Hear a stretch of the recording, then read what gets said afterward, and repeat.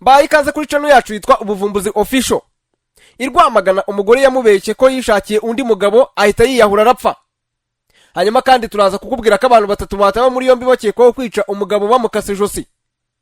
Muri aya makuru yacu turakubwira ko bisi zitazongera guhagarara iminota 10 muri gare. Hanyuma ni maramatsiko ku buryo bushya bwo gutwara abagenzi muri Kigali. Mbahaye ikaze rero niba ari bwo hageze kandi subscribe, nawe nge nitwe Tangishaka Emmanuel. Umugabo wo mu karere ka Rwamagana uri mu kigero cy'imyaka 39 y'amavuko yasanzwe yiyahuye nyuma yuko abeshywe ko umugore we wari warahukanye yashatswe n'undi mugabo. Ibi byabereye mu mudugudu wa Kayenzi mu kagari ka Karambi mu murenge wa Muhazi mu karere ka Rwamagana mu ntara y'Iburasirazuba ku wa gatandatu tariki ya 29 Ugushyingo 2025. Amakuru atangwa n'abaturage avuga ko Nizeyimana Jean de Dieu yasanzwe mu mugozi yapfuye nyuma yuko abana be batabaje abaturage bari mu muganda rusange. Abaturanyi ba Nizeyimana bavuga ko ku mugoroba wo ku wa gatanu tariki ya 28 Ugushyingo 2025 yahamagaye umugore we kuri telefone amubeshye ko abana babo babiri biyahuye mu kiyaga cya Muhazi. Icyo gihe umugore we wari warahukanye yigiriye inama yo guhamagara abaturanyi ababajije amakuru y'abana be bamubwira ko batiyahuye nk'uko yabibwiwe n'umugabo we. Umugore amaze kumenya ko yabeshywe n'umugabo we yigiriye inama yo kubeshya umugabo we maze aramuhamagara amubwira ko atazongera kubana nawe kuko yamaze no gushaka undi mugabo. Umuyobozi ushinzwe umutekano mu mudugudu wa Kayenzi Gatoya Jean Pierre yavuze ko uwo mugabo yiyahuye nyuma yuko umugore amubwiye ko yashatse n'undi mugabo.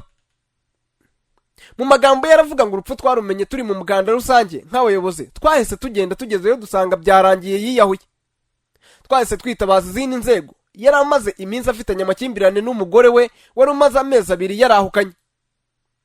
Umuyobozi w'akarere ka Rwamagana Mbonye Umuvunyiro Jabo avuga ko Nizeyimana Jean de Dieu yiyahuye nyuma yo kugorwa no kurera abana be yasigiwe n'umugore we wahukanye.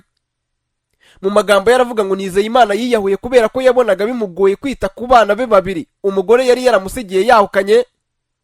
Yabohereje gusenya inkwi bagarutse basanga yiyahuye. Mbonye Umuvunyi yakomeje avuga ko mu rwego rwo kurwanya amakimbirane mu muryango hashyirwaho amatsinda atandukanye afasha imiryango ifitanye amakimbirane. Yavuze ngo ingamba zihari nuko twashyizeho amatsinda y'abantu bakuze barimo n'abakozi b'Imana bafasha umunyamabanga nshingwabikorwa w'akagari ndetse n'umukozi ushinzwe iterambere ry'imibereho myiza mu kagari gukurikirana ndetse no gukemura ibibazo by'amakimbirane mu miryango. Nizeyimana Jean de Dieu yapfuye yiyahuye nyuma yuko yagerageje kwiyahura inshuro 2 zose ariko ntapfa. Inshuro ya mbere yiyahuye akoresheje umuti wica udukoko twangiza imyaka ariko aravuzwa arakira. Nyuma y'igihe nabwo yongeye kugerageza kwiyahura ku nshuro ya kabiri akoresheje umugozi ariko ucika atarapfa. Mu ntangiriro z'icyumweru gishize muri ako kagari ka Karambi umusore wari umaze igihe gito arangije amashuri yisumbuye nawe yariyahuye akoresheje umugozi. Umuyobozi mu kigo cy'igihugu gishinzwe ubuzima RBC ushinzwe ubuvuzi bw'indwara zo mu mutwe Dr. Iyamuremye Jean Damascene muri Nzeri 2025 yatangaje ko bitera abantu gutekereza kwiyahura cyangwa se bimwe mu bitera abantu kwiyahura harimo amakimbirane yo mu muryango, kubura ubufasha mu muryango, ibibazo bya mikoro, indwara zo mu mutwe, agahinda n'indwara zidakira. Mu magambo yaravuze ngo umubabaro w'amarangamutima abantu baba bafite mu gihe cy'akababaro ntukunda kugaragara kugeza igihe ugeze ku kigero cyo hejuru. Niyo mpamvu kuganira kuri ibyo bibazo ari ingenzi. Dushishikariza abantu kudahangana n'ibibazo bonyine kuko n'ibiganiro bisanzwe bishobora gufasha umuntu gukira. Imibare itangazwa na RBC igaragaza ko umubare w'abagerageje kwiyahura mu Rwanda wageze kuri 602 mu mwaka ushize wa 2024 kandi 51.3% ari abantu bafite imyaka iri hagati ya 19 na 35. Mu yandi makuru, polisi y'u Rwanda ikorera mu karere ka Gisagara yatangaje ko yataye muri yombi abagabo batatu bakekwaho kwica baciye ijosi umugabo w'imyaka 21 witwaga Abijuru Atanaze ubwo yaravuye hacururiza yerekeje mu isantere ya Nyaruteja. Byabereye mu mudugudu wa Shyombo akagari ka Nyabikenke umurenge wa Kigembe ho mu karere ka Gisagara mu ijoro ryo kuwa 29 rishyira kuwa 30 Ugushyingo 2025 aho umugabo wari usanzwe akora akazi k'ubucuruzi bw'inyama na kantine mu isantere yitwa Umurangara ubwo yari asoje akazi yerekeza muri santere ya Nyaruteja maze ageze mu nzira abantu baramutega baramwica. Umuyobozi w'akagari ka Nyabikenke Nyirakamana Antoinette yavuze ko ubwo uyu mugabo yerekezaga mu isantere ya Nyaruteja yageze ahantu hasa nk'ari umwijima yitaruye ingo hagati y'ikawa, maze abantu bagahita bamutega bakamutema ku ijosi ndetse banamwambura amafaranga yose yari afite. Umuvugizi wa polisi mu ntara y'Amajyepfo CIP Kamanzi Hassan yabwiye ikinyamakuru Igihe ko uyu mugabo yaba yishwe n'abantu bashakaga kumwihimuraho kuko bari bamaze igihe bamuhigira kuzamuhana cyangwa se kuzamwica. Aravuga ngo abakekwa kugira uruhare mu rupfu rwe banafashwe barimo umugabo wahoraga amubwira ko azamwihimuraho, aho yahoraga avuga ko ngo yababajwe nuko aherutse kubafungishiriza umwana. CIP Kamanzi yakomeje avuga ko umurambo wa nyakwigendera wajyanywe ku bitaro bya Kibirizi gukorerwa isuzuma, mu gihe abakekwaho kumwica bo bafungiye kuri sitasiyo ya polisi ya Nyanza, mu gihe iperereza kuri bo rikomeje. Ikinyamakuru Igihe cyamenye amakuru ko nyakwigendera abijuru asize umugore n'umwana umwe. Kwihuta reka tubabwire ko inama y'abaminisitiri yateranye ku itariki ya 28 Ugushyingo 2025 yemeje uburyo bushya bwo gutwara abagenzi buzatangira mu mujyi wa Kigali, bigizwemo uruhare n'ikigo cya leta cyitwa Ecofleet Solution kizaba gishinzwe imikorere y'imodoka zitwara abantu mu buryo bwa rusange. Imodoka zizajya zimara iminota itarenze 10 muri gare zihita zihagurukana abagenzi zifite. Ni ikigo cyitezweho gukora mu buryo bushya imodoka rusange zidategereza abagenzi. Umuyobozi mukuru wa Ecofleet Solution Rukera Obed yasobanuye ko bagiye gukora ku buryo rwiyemezamirimo washoye imari atazahomba kandi n'abagenzi bakabona serivisi yihuse. Uti rwiyemezamirimo aba yashoye imari mu modoka ze kugira ngo yunguke, ariko tuzakorana mu buryo bunguka hashingiwe ku byo bumvikanyeho. Ati ibintu bavuga ko byagoraga nka mazutu ndetse n'ibindi tuzabishyiramo imbaraga kandi tuzajya tubyishyiriramo. Hanyuma kandi umushoferi ntazaba asabwa kuzuza abagenzi mu modoka kugira ngo abone umusaruro. Icyo tuzabasaba ni ukubahiriza amasaha umuturage akabona serivisi ikwiye, kandi tuzakurikirana nuko umushoferi afatwa n'umuha akazi kugira ngo abashe gukora uwo murimo unoze.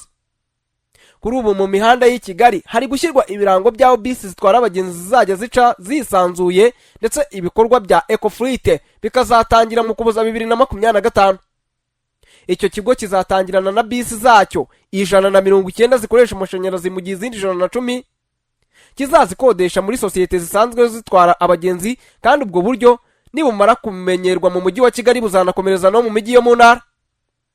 Umunyamabanga wa leta ushinzwe ibikorwa remezo Engineer Uwihanganye Jean Dodier yabwiye televiziyo y'igihugu ko ubwo buryo bushya bugamije gutuma ubwikorezi rusange buba amahitamo ya mbere no ku bantu batunze imodoka zabo.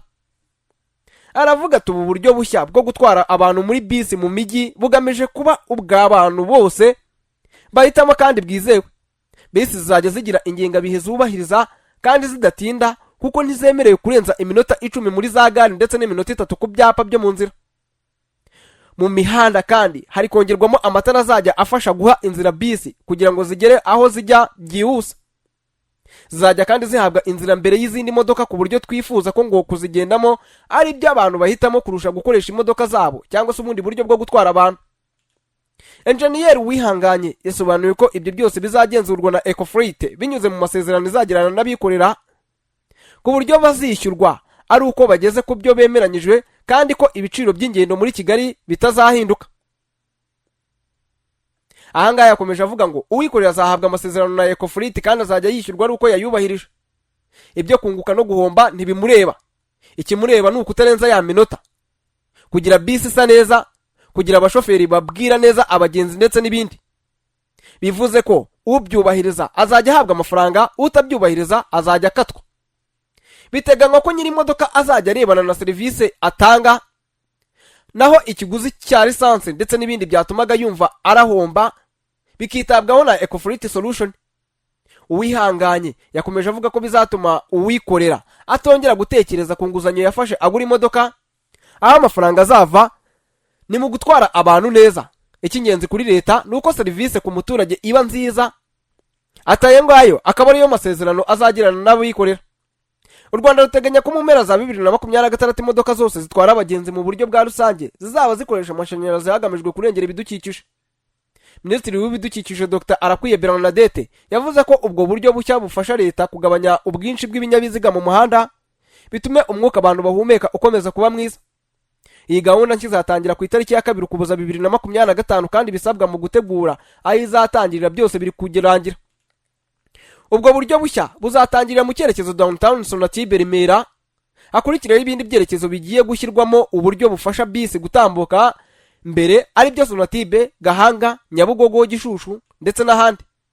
Gusa biteganyijwe ko mu mezi 6 ari imbere imihanda yose i Kigali izaba yamaze gushyirwamo ubwo buryo. Kuri buri cyapa hazajya haba hari ingengabihe igaragaza igihe umuntu ashobora kubonera bisi, ariko mu gihe kitarenze ukwezi hazaba hamaze kubakwa uburyo bwo kuyireba mu ikoranabuhanga ku buryo umuntu azajya amenya igihe bisi iranyuriraho kandi akamenya inyura ahamwegereye akoresheje nka telefone igezweho atiriwe ajya muri gare.